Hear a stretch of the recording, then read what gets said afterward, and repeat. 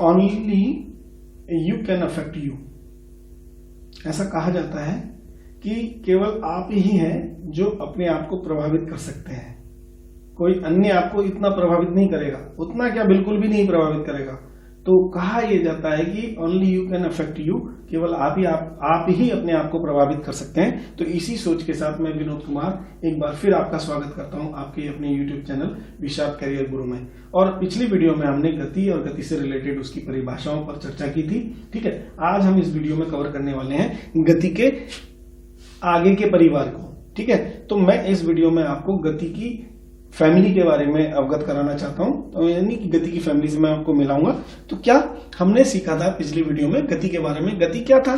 गति था कि जब कोई वस्तु है ना समय के साथ अपनी स्थिति में परिवर्तन कर लेती है तो उसे वस्तु की गति कहते हैं। ठीक है, तो क्या होगा है ना, तो जब हमने क्या पाया था, जब कोई वस्तु समय के साथ अपनी स्थिति में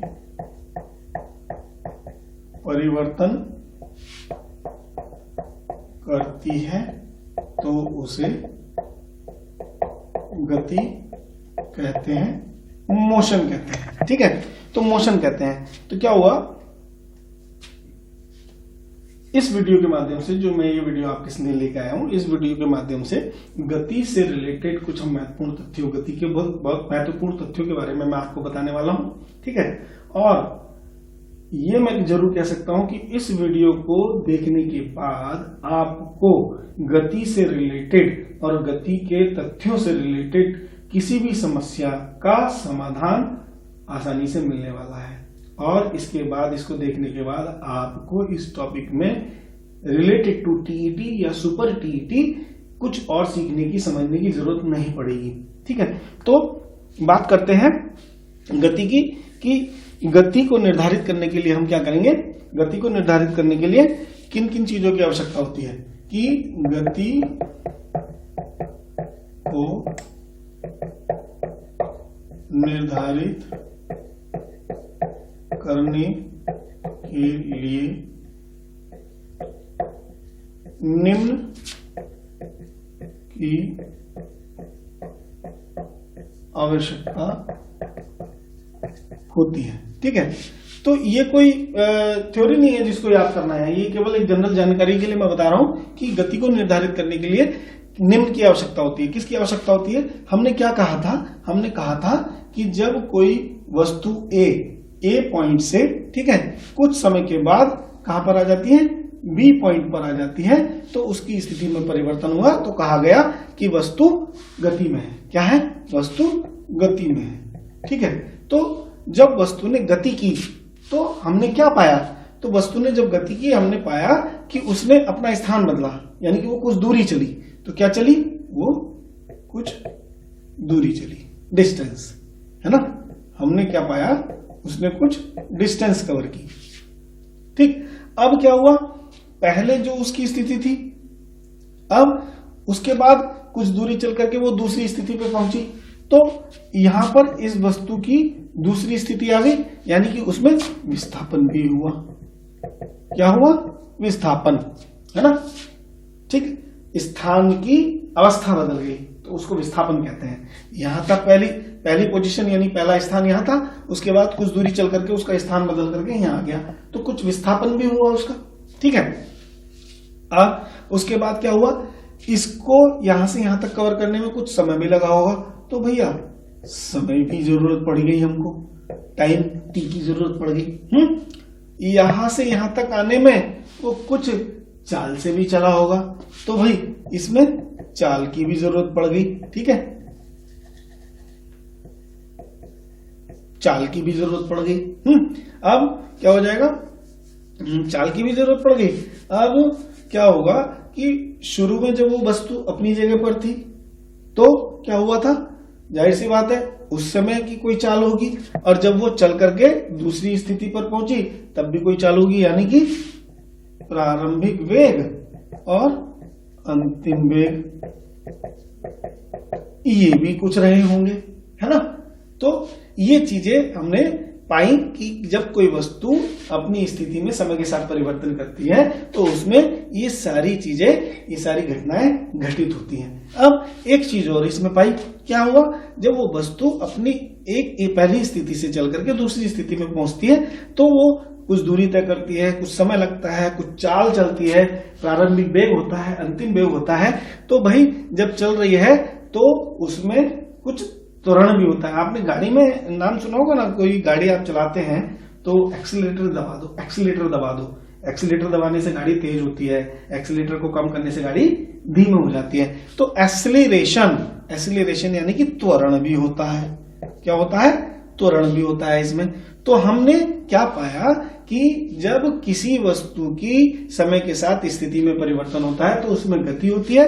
तो गति और गति को निर्धारित करने के लिए हमें इन सभी बिंदुओं को तैयार करना पड़ेगा, इन सभी बिंदुओं से रूबरू होना पड़ेगा और ये सभी बिंदु गति के अंतर्गत आते हैं। तो हमने क्या पाया, हमको दूरी के बारे में पढ़ना है, हमको विस्थापन के बारे में पढ़ना है, हमको समय के बारे में पढ़ना है, ठीक है, चाल के बारे में पढ़ना है, त्वरण के बारे में पढ़ना है, अंतिम वेग, प्रारंभिक वेग, औसत वेग, औसत चाल, ठीक है, इन सब के बारे में पढ़ना है। और उसके बाद हम कवर करेंगे इस टॉपिक में क्या, गति के नियमों को कवर करेंगे, गति के समीकरणों को कवर करेंगे, ठीक, और उनसे रिलेटेड न्यूमेरिकल को कवर करेंगे, ठीक है। तो all these things will help you in UP TET exam and UP Super TET exam, ठीक है, to qualify the exam and after qualify the exam, ठीक, you are going to become teacher in Uttar Pradesh basic education board.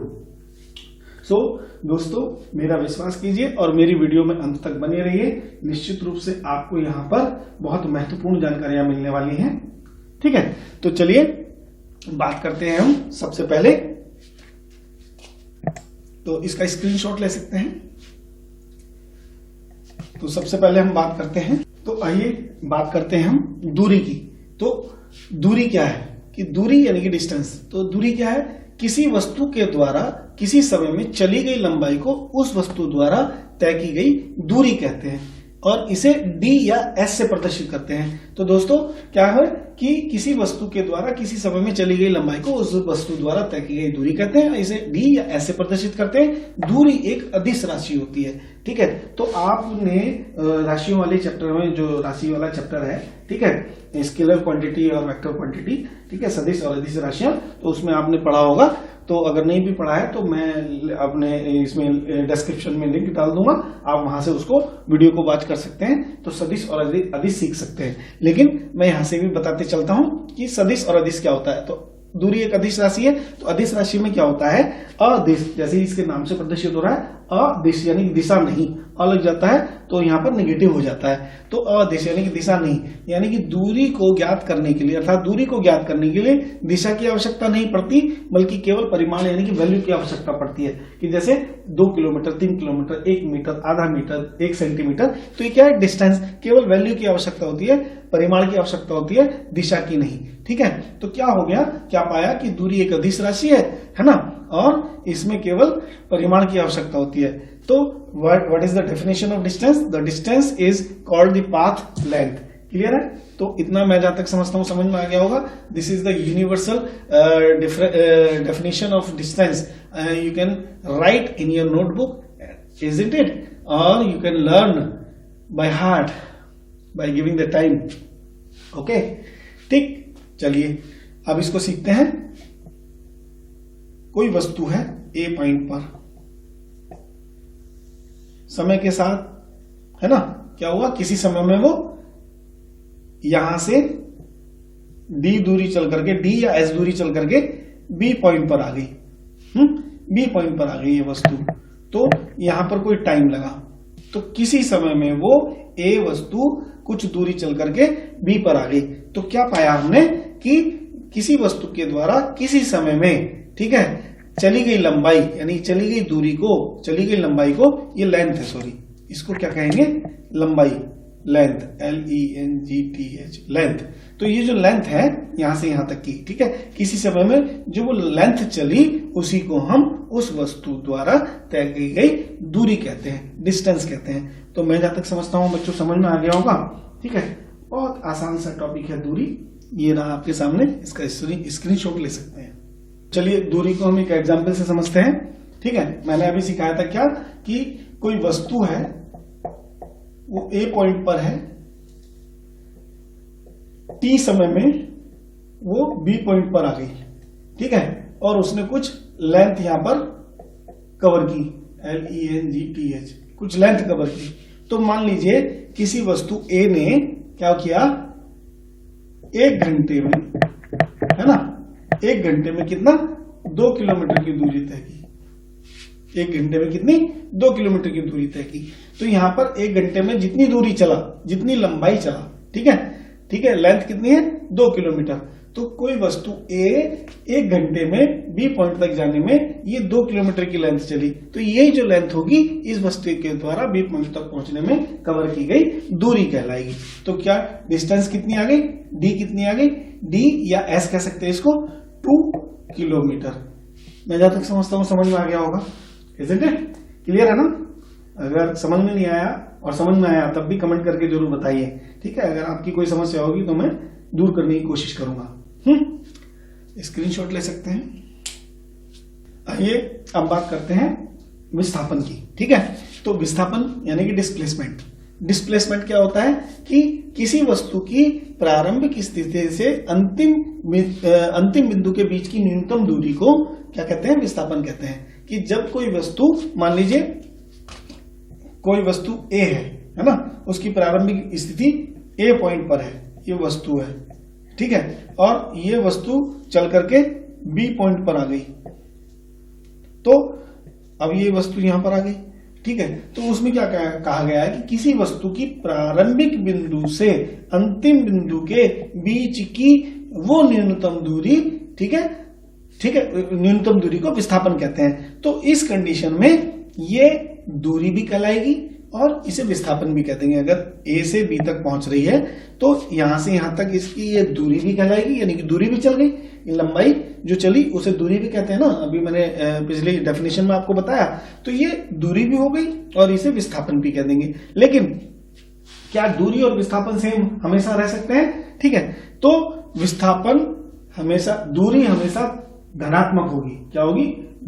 दूरी हमेशा धनात्मक होगी। दूरी को हमेशा पॉजिटिव में मेजर करेंगे, ये कभी दूरी नेगेटिव नहीं होती है। ठीक है, लेकिन विस्थापन नेगेटिव हो सकता है, विस्थापन शून्य हो सकता है, सॉरी नेगेटिव नहीं, विस्थापन शून्य हो सकता है। कैसे? कि जब कोई वस्तु क्या करेगी, ए से लेके बी तक पहुंची, है ना, लेकिन वो बी से फिर वापस ए पर आ गई। तो प्रारंभिक स्थिति से अंतिम स्थिति के बीच की न्यूनतम दूरी, अब प्रारंभिक स्थिति भी यही है और अंतिम स्थिति भी यही है, तो विस्थापन कितना हो गया भाई? दूरी तो वो चल गई, ए से लेके बी तक गई और बी से लेके ए तक आई, तो डबल दूरी चल गई। तो दूरी तो मान लीजिए ये 2 किलोमीटर है, तो 2 किलोमीटर ए से बी तक जाने में और बी से ए तक आने में 2 किलोमीटर फिर चली, तो कुल दूरी कितनी चल गई, यानी दूरी चल गई 4 किलोमीटर। लेकिन विस्थापन कितना हो गया? विस्थापन की डेफिनेशन क्या कह रही है कि किसी वस्तु की प्रारंभिक स्थिति से अंतिम स्थिति के बीच की न्यूनतम दूरी को विस्थापन कहते हैं। तो प्रारंभिक स्थिति भी यही हो गई और वापस चल करके यहीं पर आकर के रुक गई, तो अंतिम स्थिति भी यही हो गई, तो इनके बीच की न्यूनतम दूरी यहाँ क्या हो गई? शून्य हो गई। तो यहाँ पर विस्थापन शून्य हो जाता है। तो मैं जहां तक समझता हूं समझ में आ गया होगा।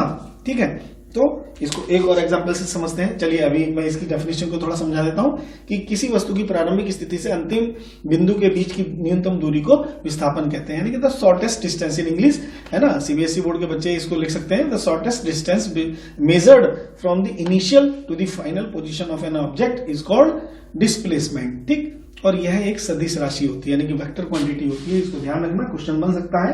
तो सदिश राशि, सदिश इसके नाम से प्रदर्शित हो रहा है, सदिश यानी दिशा के सहित, यानी कि डिस्प्लेसमेंट में दिशा भी होती है। जब डिस्प्लेसमेंट को हम मेजर करते हैं, फाइंड आउट करते हैं, तो उसमें क्या करते हैं, परिमाण के साथ साथ दिशा भी होती है, यानी कि वैल्यू के साथ साथ इसकी डायरेक्शन भी होती है। ठीक है, तो इसलिए इसको वेक्टर क्वांटिटी कह दिया। इसका कैसे पता चलेगा?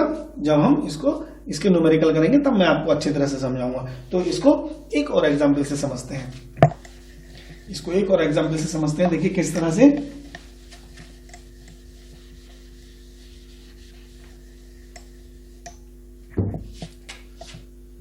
ये कोई वस्तु ए है, ए पॉइंट पर है, ठीक है।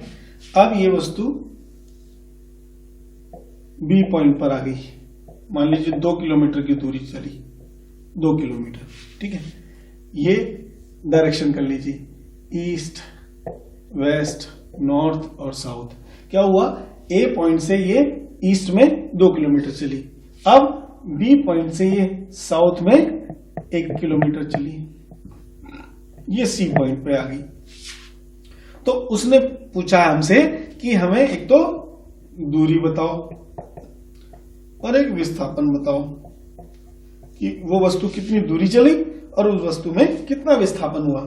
तो कैसे पता चलेगा, तो देखिए वस्तु क्या है, ए से चल के बी तक पहुंचे और बी से चल के सी तक पहुंची, तो हमें दूरी बतानी है। तो दूरी कितनी चली, यहां से यहां तक वो 2 किलोमीटर लंबाई चली और बी से सी तक आने में 1 किलोमीटर लंबाई चली, तो कुल दूरी हो गई 2 + 1 = 3 किलोमीटर।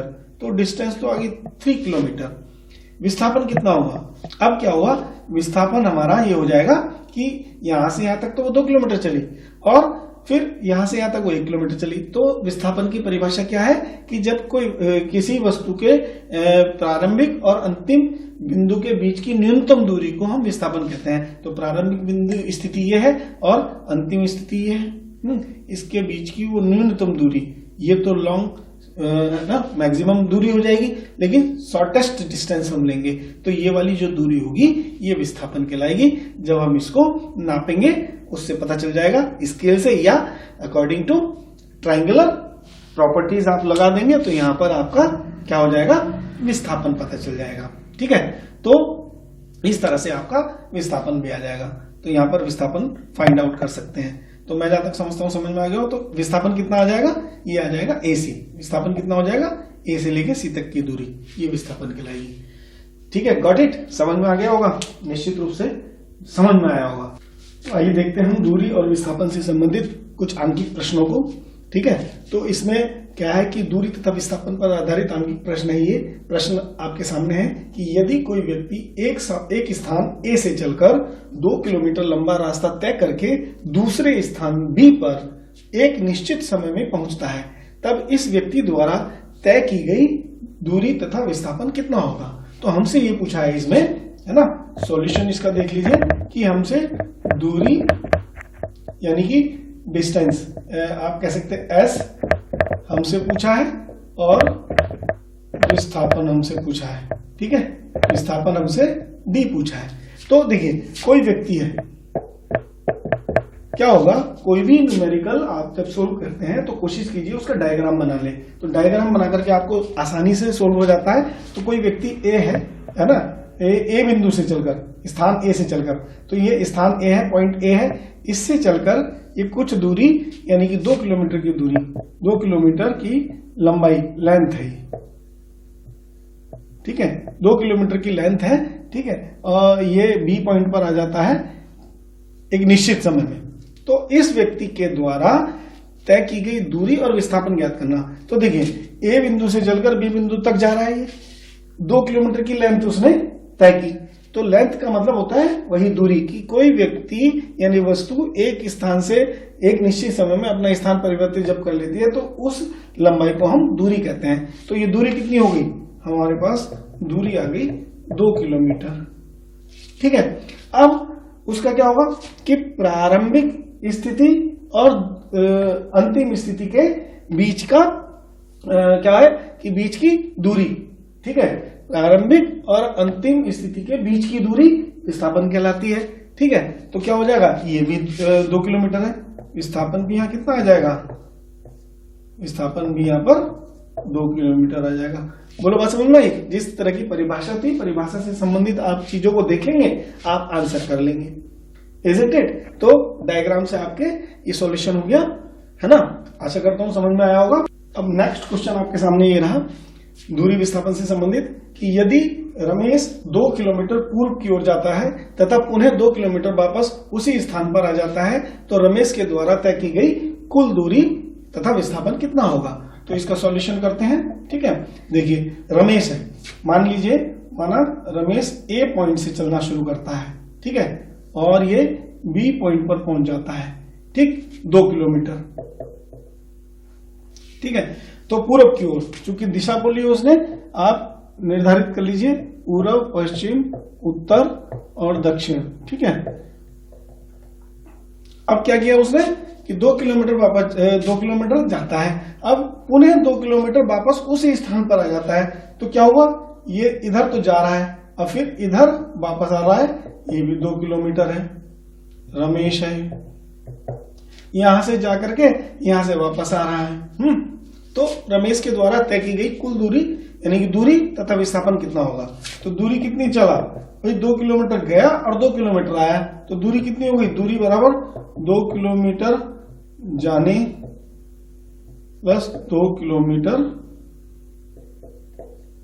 आने, है ना। तो कितना हो गया, 4 किलोमीटर, है ना। 2 किलोमीटर जाना के लिखिए आप, आना 2 किलोमीटर जाना और 2 किलोमीटर आना, तो कुल दूरी कितनी हो गई, 4 किलोमीटर। विस्थापन कितना हुआ, विस्थापन है प्रारंभिक स्थिति और अंतिम स्थिति के बीच की दूरी। ठीक है, प्रारंभिक स्थिति और अंतिम स्थिति के बीच की दूरी।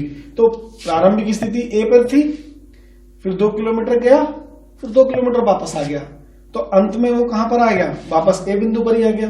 तो जहां पर था वो वापस वहीं पर आ गया, तो उसके बीच की दूरी कितनी हुई, ए बिंदु से ए बिंदु के बीच की दूरी 0 हो गई, 0 हो गई। तो विस्थापन कितना हो गया, 0 है ना, 0 आंसर आपका। क्लियर है ना, बिल्कुल समझ में आया, एकदम क्रिस्टल क्लियर है, बहुत आसान है। आशा करता हूं ये दोनों न्यूमेरिकल आपको समझ में आए होंगे। इसी तरह से दिशाओं से संबंधित प्रश्न आ जाते हैं। मैं एक प्रश्न और आपको बताता हूं।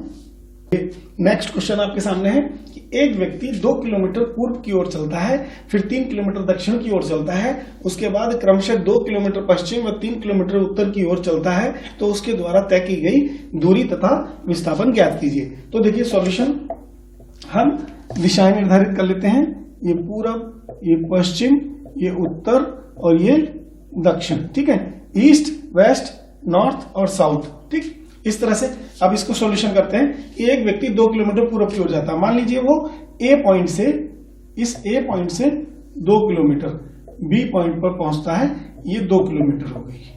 ठीक है, अब क्या कर रहा है वो, 3 किलोमीटर दक्षिण की ओर जाता है, तो इस बी पॉइंट से अब 3 किलोमीटर ये दक्षिण की ओर मान लीजिए सी पॉइंट पर आ जाता है, 3 किलोमीटर अब चलता है। ठीक है, उसके बाद क्रमशः 2 किलोमीटर पश्चिम में 3 किलोमीटर उत्तर की ओर जाता है, उसके बाद क्रमशः 2 किलोमीटर पश्चिम, और पश्चिम इधर चलेगा तो 2 किलोमीटर इधर आ गया, ये पश्चिम, ये डी बिंदु पर आ गया, 2 किलोमीटर चला। अब 3 किलोमीटर उत्तर की ओर जा रहा है, तो 3 किलोमीटर उत्तर की जो ओर जा रहा है वापस ये ए बिंदु पर आ जा रहा है, ये 3 किलोमीटर हो गया। ठीक, तो इस स्थिति में उसके द्वारा तय की गई दूरी कितनी होगी। ठीक है, 2 किलोमीटर यहां से यहां तक आया, फिर 3 किलोमीटर यहां से यहां तक आया, फिर 2 किलोमीटर यहां से यहां तक, फिर 3 किलोमीटर यहां से यहां तक, तो 2 kilometre plus 3 kilometre plus 2 kilometre plus 3 kilometre, इतनी दूरी चला।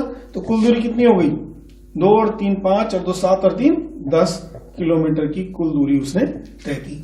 ठीक, विस्थापन कितना होगा इसका, प्रारंभिक स्थिति के सापेक्ष लेना होता है विस्थापन। तो प्रारंभिक स्थिति तथा अंतिम स्थिति के बीच की दूरी, बीच की लंबाई क्या कहलाती है, विस्थापन कहलाती है। तो प्रारंभिक स्थिति वो ए पर था और अंत में भी वो ए बिंदु पर आ गया, तो उसका विस्थापन कितना हो गया, उसका विस्थापन कितना हो गया, 0 हो गया। आंसर आपका क्लियर है, बिल्कुल समझ में आया होगा, निश्चित रूप से समझ में आया होगा।